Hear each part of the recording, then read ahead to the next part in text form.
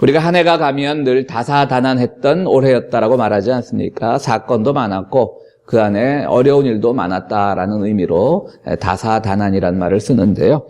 어찌 보면 올해는 그 다사다난이란 말조차도 사치스러운 한 해가 아닌가 그런 생각을 하게 됩니다. 무엇보다도 지난 4월 부활주의를 앞둔 고난주간에 우리 고국에서 들려왔던 그 참사나 다름없는 세월호 사고는 아직도 그 원인이 명확하게 규명되지 않은 채 많은 사람들에게 슬픔으로 남아있고요. 아직도 한 10여 명의 그 실종자가 그 시신이 찾아지지 않은 채 가족들의 마음을 슬프게 하고 있습니다. 사고라는 건 늘 있을 수 있는 거지만요. 그 사고 수습 과정에서 보여주었던 정부의 무책임이나 때로는 유가족들에 대한 모욕 같은 일부 사람들의 행위를 볼 때 아직도 우리 사회가 많이 멀었구나라는 생각을 하게 됩니다. 부디 새해에는 정말 특별법도 통과가 되고 이제 특별위원회를 통해서 정확한 원인이 규명되고요. 원인 규명이라는 것은 결국 유가족들의 그 아픔을 달래주는 것 아니겠습니까? 그 아픔을 달래주고 또 나라의 정의가 바로 서는 한 해가 되었으면 좋겠습니다. 그것이 너무 큰 사건이지만요. 우리가 또 기억 속에 잊혀지기 쉬운 작은 사건들도 많이 있었습니다. 경제적으로 양극화가 되면서 많은 빈곤에 지친 사람들이 자살하는 일도 많이 있었습니다.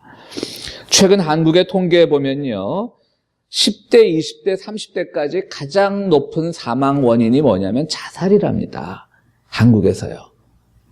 가장 꿈에 부풀어야 될 나이에 사망 이유 중에 가장 높은 비율을 차지하는 게 자살이라고 하는 것이죠. 참 슬픈 현실 아닙니까? 40대 이후부터는 가장 높은 사망률을 보이는 것이 뭐냐면 암이라고 합니다.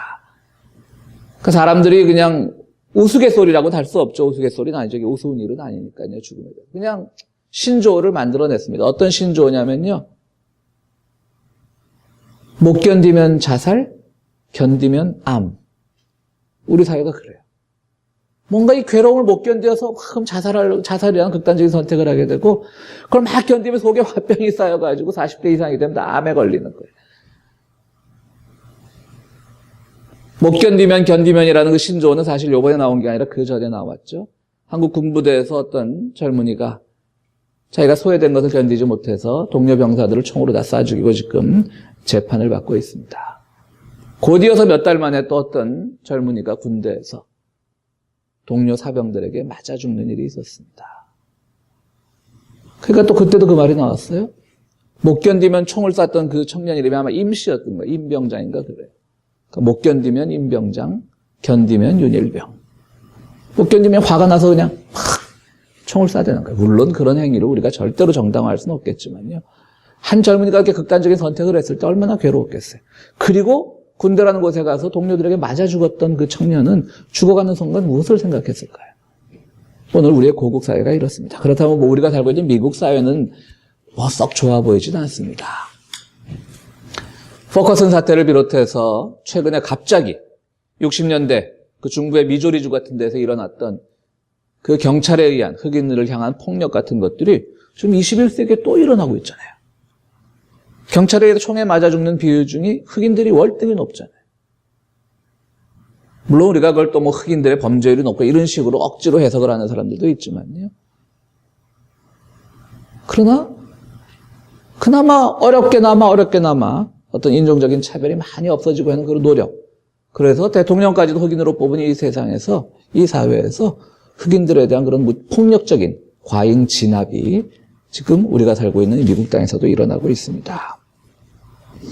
참으로 그런 것들을 생각하면 2014년은 다사다난이란 말은 오히려 사치스럽고 우리들에게는 슬프고 부끄러운 한 해로만 기억이 남을 것 같습니다. 부디 2015년에는 이 슬프고 부끄러운 있던 일들의 원인들이 규명이 되고 해결이 되어서 우리 모두가 하나님의 정의와 평화와 소망이 무엇인지를 다 깨달아가는 한 해가 되기를 바랍니다. 사람들은 왜 그렇게 자꾸만 더 약한 자들을 괴롭히고 또 강한 자들의 입장에서 뭔가를 바라보려고 하니까요. 자기들의 것이 빼앗기는 것이 싫은 거예요. 자기들은 낡은 것이 좋은 거예요. 오래된 것이 좋은 거예요. 어떤 사고가 나면, 예를 들어 세월호 사고가 났다 그런 사고가 나면 낡은 생각을 하는 사람들은 뭐냐면 그냥 사고야. 돈 대충 줘가지고 다 위로하면 돼. 뭐 지역적으로 그렇게 뭐 부유한 지역도 아닌데 몇 억씩 주어지면 좋다 그럴 거야. 그 낡은 사고를 하는 거예요. 자기들이 뭐라고 무슨 법을 만들어라 이런 새로운 사고를 싫은 거예요. 왜? 내게 뺏기는 게 두려운 거예요. 근데 그런 건 결코 그리스도인의 사고가 아닌 거예요. 그리스도인의 소망의 방법이 아닌 거예요. 그리스도인은 낡은 것을 벗어버리는 거예요. 내가 낡은 것이 너무 좋아요. 우리 집에 막 낡아가지고 뭐 조선시대부터 내려오던 백자가 있고 막 다 좋아요. 낡은 것이 좋을 때도 있어. 오늘 본문 잘 보면 낡은 것이 꼭 나쁘다고 하지는 않아요. 낡은 것이 좋을 때도 있어요. 근데 그 낡은 것에 집착하다 새 것을 배척하면 안 된다라고 하는 것이죠. 미국도 마찬가지죠. 왜 흑인들이 우리 어깨를 나란히 하고 살아야 돼? 싫은 거예요. 그냥 주변에 보면 다 흑인들은 범죄자처럼 보이는 거예요. 새로운 세상, 정말 피부색에 상관없이 서로 어울리고 살아야 되는 것이 그리스도인의 그 사명인데 오히려 그리스도인의 보수적인 교회의 숫자가 많은 지역일수록 흑인들에 대한 탄압이 더 심하잖아요. 흔히 말하는 바이블 벨트. 우리 남부를 바이블 벨트라고 하잖아요. 교회들을 너무 열심히 다니니까 바이블 벨트라고 그래요. 근데 그 지역에 흑백 차별이 제일 심하잖아요. 중부도 마찬가지고요. 미조리주 같은데 그냥 대형 교회들이, 백인 교회들이 엄청 많다고요. 그 지역의 상상, 아마 뭐 자세히 모르지만 그 총알 쐈던 경찰도 독실한 크리스찬일 수 있어요. 자기 딴 정의를 하는 거예요. 다 낡은 것에 익숙하기 때문에 그런 거예요. 우리 백인들이 흑인들을 노예로 부를 땐 참 좋았어. 저것들이 어디 우리랑 똑같이 어깨를 나란히 하고 살아. 그때 우리가 교회도 열심히 가고. 뭐 흑인들은 우리가 교회 안 만들어줬나? 너희들끼리 예배 드리라 그래. 다 해줬다는 거죠. 예전에 한국에 사고가 많았어. 몇 분 지어주면 다 끝났어. 근데 어디 건방지게 우리한테 뭘 이래라 저래라 해. 낡은 사고를 하는 거예요, 그렇게. 절대 우리 크리스천들은 그 낡은 사고로부터 벗어나야 되는 겁니다. 설사 그 낡은 것을 잃어버림으로써 나한테 손해가 올 수 있어요. 왜냐하면 낡은 게 익숙하니까, 오래된 것이 익숙하니까. 그렇지만 그것을 벗어버리지 않고 우리는 새로운 세계, 새로운 소망을 가질 수가 없는 겁니다. 오늘 우리는 새해를 정말 기다리면서 지난 한 해 우리들에게 낡은 것이 무엇이었을까를 한번 깊게 생각해보는 이 예배가 되기를 바랍니다. 어떤 것이 오래되고 낡은 것일까요? 뭐 마찬가지로 정말 우리의 것, 우리에게 익숙한 것, 그러나 그것이 버려야 될 것이 있다면 우리는 과감하게 버려야 되는 것입니다. 또 우리들의 삶을 지난 한 해 돌아보면 지금 이 시점에서 보면 다 해결된 것들이 많아요. 개인사적인 거는요. 우리가 개인사적으로 여러 가지 고민도 했고 뭐 기도도 했고 근심도 했고 염려도 했는데 개인사적으로 돌아보면 해결된 것들도 많이 있어요. 그럼 또 우리가 이런 생각을 하게 되는 거죠. 아무것도 아니었는데 고민했구나. 이렇게 해결될 것을. 그런 점에서 보면 염려와 근심 같은 것들도 다 낡은 사고인 거예요. 그걸 우리가 과감하게 벗어버리는 이 마지막 주일 예배가 되기를 바라는 것입니다. 어떤 사람을 미워한 감정이 있었다면 그것도 낡은 감정으로 벗어버리고요. 사소한 것 때문에 걱정한 감정이 있다면 그것도 낡은 것으로 벗어버리는 이 시간 되기를 바랍니다. 오늘 주님께서 이렇게 비유로 말씀을 하십니다. 맨 처음에 사람들이 와서 시비를 걸어요.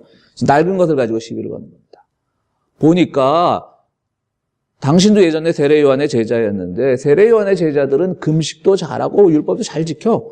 바리새파 제자들은 말할 것도 없고. 그런데 당신들은 왜 금식도 하지 않고 안식일에도 뭘 따먹고 그러느냐. 시비를 거는 거죠.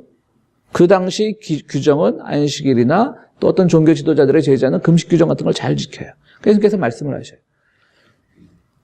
예를 들어서 내가 설명해 줄게. 어떤 집에 혼인잔치가 있는데 거기서 신랑이랑 같이 있는데 금식하라 그럴 수 있느냐?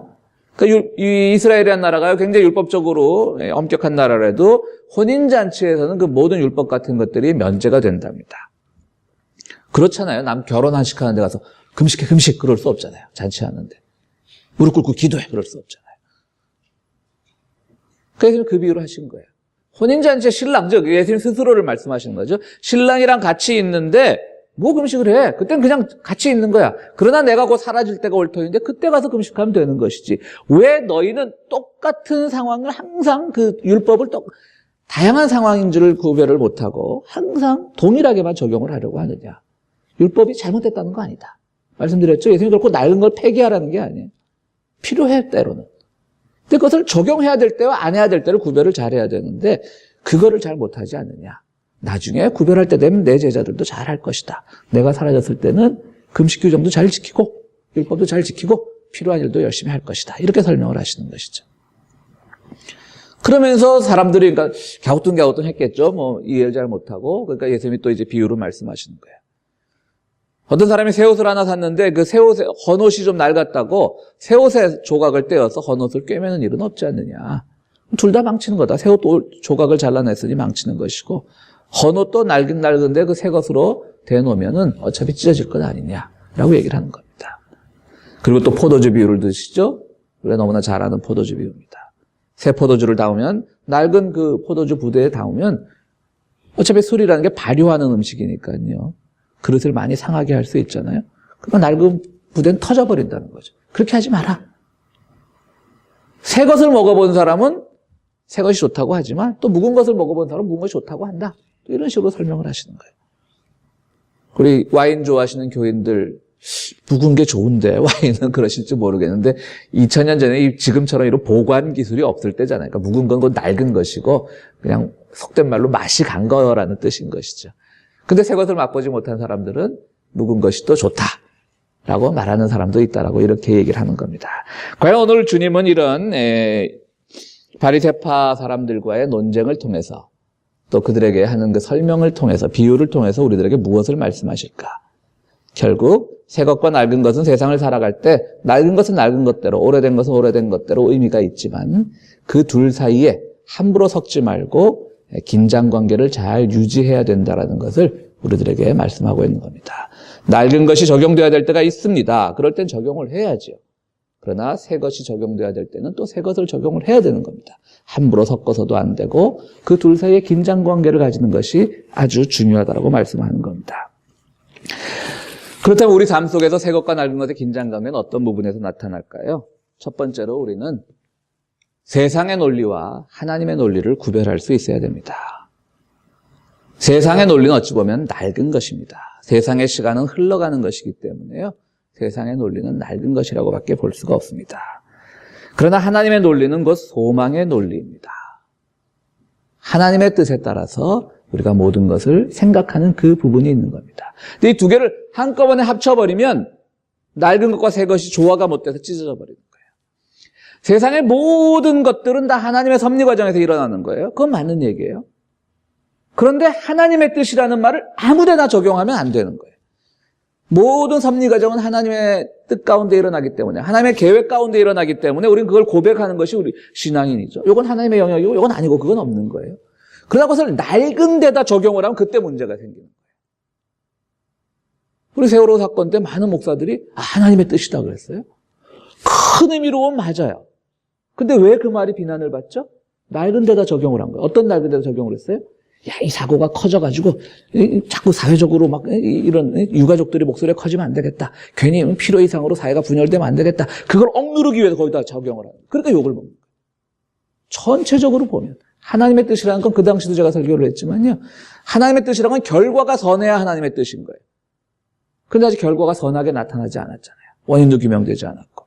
그러니까 그거는 하나님의 뜻이라고 말하고 싶어도 참아야 돼요. 결과가 선할 때까지. 그런데 자기 기준으로 낡은 데다 갖다 붙여버리는 거예요. 그래서 사람들이 비난하면 야, 하나님의 뜻이 아닌 게 어딨냐, 하나님의 섭리 아닌 게 어딨냐 이러고 오히려 큰 소리를 치고 나오는 거죠. 마찬가지입니다. 우리가 세상을 살아가면서 세상에 필요한 논리들이 있어요. 쉽게 얘기해서 우리 자녀들이 공부하는 것들도 세상의 논리를 배워가는 것이죠. 예를 들어서 아이들이 학교에서 진화론을 배운다. 그건 배워야 돼요. 그건 배우는 거예요. 아직은 생물학적으로 다 공인받는 진리인 거예요. 근데 일부 보수적인 교인들이 학교 가서 진화론 거부해. 막 이런 창조론을 막 주장해. 우리가 전체적으로 하나님의 창조의 역사 속에서 살아가는 우리는 아름다운 존재들인 거예요. 한낱 과학 따위랑 왜 경쟁을 하냐는 것이죠. 그건 아이들이 세상의 논리 속에서 또 생물학이 필요하면 생물학을 배우는 것이고 물리학이 필요하면 물리학을 배우는 것이고 그렇게 놔두는 거예요. 그래서 그 아이들이 다 생물학자가 될 거 아닌데요. 청소년기에 그들의 어떤 세상적인 지식이 필요하면 필요한 만큼 배우는 과정이죠. 거기다 막 끌어들여가지고 그야말로 낡은 옷에 새 것을 댄 것처럼 그렇게 부조화시킬 필요가 없는 것이죠. 바로 그런 겁니다. 세상 만사가 다 마찬가지입니다. 내가 어떤 욕망을 막 채우기 위해 낡은 욕망이 있어요. 살다 보면 우리가 왜 욕망이 없어요? 당장 뭐 우리가 경제적으로 궁핍하면 좀 더 많이 내가 어떤 물질적인 욕망을 가지고 싶은 거 있죠? 당연한 거예요. 그럼 죄가 아니에요. 뭐 가난한 것보다는 좀 있는 게 좋잖아요. 근데 거기다 막 하나님의 뜻을 끌어들여가지고 모든 기도의 내용이 그냥 세상 욕망을 채우는 걸로만 가득 찬다면 그것도 낡은 천과 새 천이 맞지 않아 찢어지는 거예요. 우리가 하나님의 소망을 기도할 땐 보다 좀 더 크고 넓고 이웃을 위한 것이고 하나님의 평화를 위한 것이고 정의를 위한 것이고 거기다 기도를 해야 되는 것이죠. 살다 보면 우리가 내가 가지고 있는 세상의 작은 소망 때문에 하나님께 기도할 때도 물론 있어요. 그것도 결국 잘못된 건 아니에요. 그런데 그냥 무턱대고 다 갖다 붙인다. 다. 그래서 그냥 말씀드렸듯이 그냥 하나님의 뜻이라 그러고 아무데나. 그건 아니라고 하는 거죠. 우리가 정말 낡은 것과 새 것이 어떤 긴장관계 속에서 있는지 늘 생각을 해야 되는 것입니다. 두 번째로 낡은 것과 그 새 것의 긴장관계는요. 나의 논리와 다른 사람의 논리를 구별할 수 있는 지혜가 또 필요하다는 것을 우리들에게 가르쳐주고 있습니다. 나라고 하는 존재는요. 지우려고 해도 항상 자기가 가지고 있는 관습이나 습관에 매여 있는 게 있어요. 낡은 게 있어요. 물론 이웃, 다른 사람은 그 개인으로서 나도 물론 그런 걸 가지고 있겠지만 전체 공동체 속에서 생각하다 보면 그들을 통해서 배우는 것이고 다른 사람의 입장에서 생각할 수 있는 지혜가 생기는 거예요. 근데 우리는 자꾸 나를 중심으로 생각하다 보니까 그것이 낡은 것이라는 걸 잘 모르게 돼요. 그러다가는 다른 사람을 이해하지 못하고 다른 사람의 입장에서 세상을 바라보는 방법을 잘 관용하지 못하고 자꾸 이렇게 부딪히게 되는 겁니다. 나 중심, 내 중심이야말로 우리 유명한 신학자 칼바르트가요. 죄란 뭐냐? 뭐 죄라는 게 기독교 신학에서 규정하기가 얼마나 많고 복잡하겠어요. 근데 칼바르트는 아주 간단하게 죄를 정리합니다. 죄는 자기중심적으로 사고하는 것이다. 세계적인 대학자인데요. 지금 물론 고인이 되셨지만요. 칼바르트 같은 그 신학의 그 대가가 죄라는 걸 이렇게 간단히 정리를 했습니다. 자기중심으로 생각하는 것. 오늘 우리는 이 낡은 논리도 벗어버려야 되는 거예요. 공동체를 먼저 생각해야 되고 이웃을 먼저 생각해야 되고 하다못해 가정에서 배우자를 먼저 생각을 해야 되는 것이고 교회에서 옆 교우를 먼저 생각을 해야 되는 겁니다. 어떤 부부가 갈등이 많아가지고 이제 도저히 같이 못 살겠다. 그래서 이제 부부 상담가를 찾아갔습니다. 그래서 부부 상담가가 이제 얘기를 하는 겁니다. 도대체 뭐가 문제입니까? 뭐 아이들도 있고 단란하게 사는 것 같은데 왜 이렇게 자꾸 같이 못 살겠다고 하십니까? 그러니까 여자가 뭐라 그러냐면요. 난 남편의 그 말 한마디에 더는 못 살겠습니다. 다른 말도 아니 무슨 말인데요? 그러니까 상담사가 물어보니까 그러더라고요. 남편은 나만 보면 첫 마디가 밥도래요, 밥도. 근데 이제 그 젊은 부부가 이제 맞벌이 부부였어요. 그럼 뭐 남편이 먼저 퇴근해서 일찍 들어오면 먼저 차려놓을 수도 있잖아요. 근데 실제로 있었던데 저보다도 젊은 부부인데 그런 남자들이 아직도 있는 모양이에요. 남는 여자가 퇴근할 때까지 아무것도 안 하고 있대요.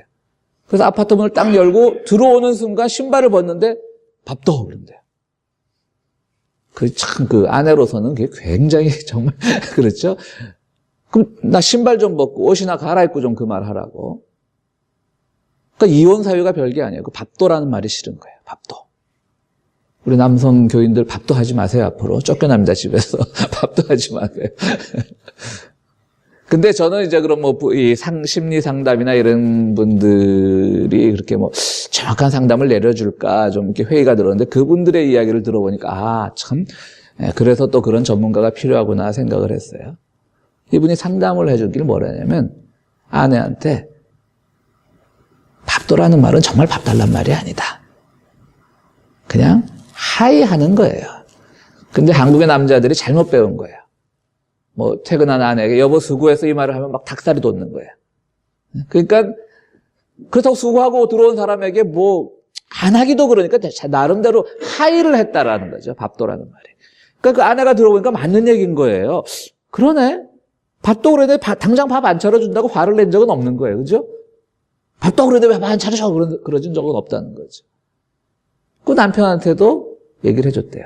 그냥 하이를 해라. 밥도라는 말 하지 말고. 그것이 아내의 마음을 그렇게 아프게 하는데 왜 그냥 하이 하면 되고 수고했어 말하면 되지. 왜 꼭 밥도라는 말로 그렇게 아내를 힘들게 하냐. 그래서 그 갈등이 어느 정도 해소가 되고 가정이 다시 평화를 찾았다는 그런 얘기를 들었습니다.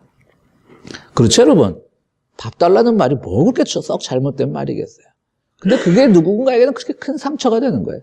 나는 그냥 아내에게 수고했다는 의미로 밥도라고 한 거지만 그건 그 자신의 생각인 거지. 듣는 사람에게는 같이 한 집에서 사는 아내에게도 그것은 굉장히 듣기 싫은 말일 수 있다는 거죠. 하물며 가정에서 이럴진데 우리가 세상에서 만나는 사람들과는 얼마나 많은 우리가 갈등과 오해가 있겠습니까? 내가 하고 싶은 대로 다 말한다라고 해서 나는 진리를 말했는데 나는 실질적으로 배가 고파서 밥 달란 말을 한 게 아닌데 그냥 인사말로 한 건데 라고 하지만 그것이 또 상대방에게는 큰 상처와 아픔이 될 수 있는 겁니다. 그런 점에서 우리는 낡은 것은 바로 나 중심의 생각을 벗어버리고 난 아무 잘못이 없는데? 라고 하는 것이 아니라 낡은 생각이에요. 이웃 중심으로, 공동체 중심으로, 사회 중심으로 더 넓은 가치 중심으로 생각을 우리가 바꿔나갈 때 그것이 새 것이 되는 겁니다. 그것이 두 개가 잘 조화가 돼요. 잘못 조화되면 낡은 천과 새 천이 서로 맞지 않는 것처럼 그런 결과가 되고 마는 것입니다. 그렇습니다. 우리는 이처럼 낡은 해를 보내면서 지난 한 해 나에게 있어서 낡은 것은 무엇이었는가를 잘 돌아보는 그런 기쁨과 또 결단의 시간이 되기를 바랍니다. 어찌 보면 하나님의 섭리는 오묘하여서 정말 우리가 생각하는 것과 달리 새로운 것들을 준비하시고 새로운 삶을 계획해 놓으십니다. 그러기 위해서 우리들에게 결단이 있어야 되는데요. 낡은 것들을 벗어버리고 늘 새 것으로 변화하려고 하는, 그리고 그 긴장 관계 속에서 어느 것을 택해야 되는지를 잘 아는 그런 자세가 필요하다고 생각이 됩니다. 주님께서 오늘 우리들에게 그것을 가르쳐주고 계신 것입니다. 지난 한 해 여러분들 어떠셨습니까? 어찌 보면 여러분들의 삶 속이 낡은 것 새 것이 막 잘못 어울려져서 뒤죽박죽되고 이런 삶이 있었을지도 모릅니다. 내가 올 초에 계획했던 것들이 제대로 이루어지지 않았던 일들도 분명히 있었을 것입니다. 그러나 그 모든 것들 정말 하나님을 향한 소망을 가지고 우리가 기도해 나가면 잘 해결이 되리라고 믿습니다. 여러분들 그 유명한 그 바람과 함께 사라지다라는 그 영화 잘 알지요? 그 바람과 함께 사라지다를 쓴 소설을 쓴 사람은 마가렛 미첼이라고 하는 사람이 1936년에 쓴 소설인데요. 본래 마가렛 미첼은 그 아틀란타 지역의 조그만 신문사의 기자였다고 합니다. 그런데 소설가가 막 되고 싶었어요. 생각이 날 때마다 그냥 오늘은 뭐 이만큼 원고지 뭐 몇 장 분량 써서 자기 벽장 속에 넣어놓고, 또 생각나면 또 이만큼 써서 또 벽장 속에 넣어놓고, 또 생각나면 이만큼 써서 벽장 속에 넣고 이랬대요. 근데 오늘 뉴욕에서 아주 큰 출판사 사장이 마가렛 미첼의 친구를 찾아왔습니다. 그러면서 야, 요즘 베스트셀러가 될 만한 소설이 너무 없다. 혹시 여기 아는 소설가 있으면 좀 소개해달라 이렇게 왔어요. 그러니까 그 마가렛 미첼의 친구도 뭐 또 특별히 아는 소설가가 없으니까 그 뉴욕에서 온 출판업자한테 소개해줄 만한 사람이 없어서 고민하다가 갑자기 생각이 난 거예요. 그 자리에 동행했던 친구 마가렛 미첼에게 야, 너 뭐 쓴다 그러지 않았니? 그랬던 거예요. 그러니까 마가렛 미첼이 막 손사래를 친 거야. 아니, 그거 내가 그냥 써다가 던져놓고 쓰다 던져놓고 막 이래갖고 지금 뒤죽박죽이야. 근데 하도 이 출판업자가 그 당시에 대작들이 없으니까 좀 봅시다. 라고 그랬어요. 그리고 줬대요. 마가렛 미첼이 주고 나서 후회가 되는 거예요. 너무 창피한 거야. 이거 뭐 소설이 앞뒤도 없고 뭐 그냥 뒤죽박죽이 돼 있어서. 그래갖고 다시 기차역까지 쫓아갔대요. 뉴욕으로 가는 기차역까지. 돌려받으려고 출판업자한테. 근데 기차가 떠나버린 거예요. 그런데 출판업자한테 연락이 왔어요. 이런 소설이 없다. 당장 출판하자. 그리고 베스트셀러가 되고 영화화가 되고 마가렛 미첼이라는 이런 엄청 유명한 미국의 작가가 되었습니다. 저는 이 글을 읽으면서 하나님의 섭리도 이와 같지 않을까 생각을 했어요. 우리는 삶의 단편들을 살아가지만요. 때로는 그 안에서 실수도 하고 때로는 그 안에서 잘못도 저지르고 하지만 하나님에 대한 소망, 그 새 것에 대한 소망, 하나님 보여주신 하나님 나라의 소망을 우리가 잃지 않고 살아간다면 언젠가는 우리가 이 마지막 시간에 돌아보면 1년의 마지막이 될 수도 있고 생의 마지막이 될 수도 있고요. 마지막 시간에 돌아보면 그 뒤죽박죽 됐던 걸 주님 다 맞춰주신 거예요.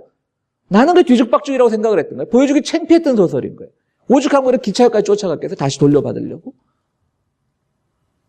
그렇게 내가 돌아보면 창피했던 삶이고 부족했던 삶이고 죄 많은 삶이고 내 계획대로 되지 않은 삶이었는데 지나고 보면 다 하나님께 정리해 주셔가지고 모든 것이 다 선하게 이루어지는 그런 귀한 교훈을 이 바람과 함께 사라지다 비하인드 스토리로부터 배울 수가 있었습니다. 그렇습니다. 한 해의 마지막 주일입니다. 여러분들 지난 한 해 분명 여러분들 모든 계획들이 여러분들의 삶들이 여러분들의 계획대로 돌아가지 않았을 겁니다. 사회도 그랬고 여러분들 개인사도 그랬고요. 뒤죽박죽 됐을 줄로 믿습니다. 그러나 그 속에서 뒤죽박죽한 그것에서 자꾸 낡은 가치를 찾으려고 하지 말고 하나님의 새로운 소망을 잊지 않고 나갈 때 주님께서 약속하신 대로 새로운 것, 새로운 소망이 여러분들을 지배하게 될 줄로 믿습니다. 지나간 한 해 모든 후회스러운 일들을 이 시간 다 떨쳐버리고요. 나의 뒤죽박죽을 하나님께 다 정리해 주실 줄로 믿는 그런 고백이 있는 이 마지막 주일이 되기를 간절히 바랍니다. 우리 함께 기도하시겠습니다.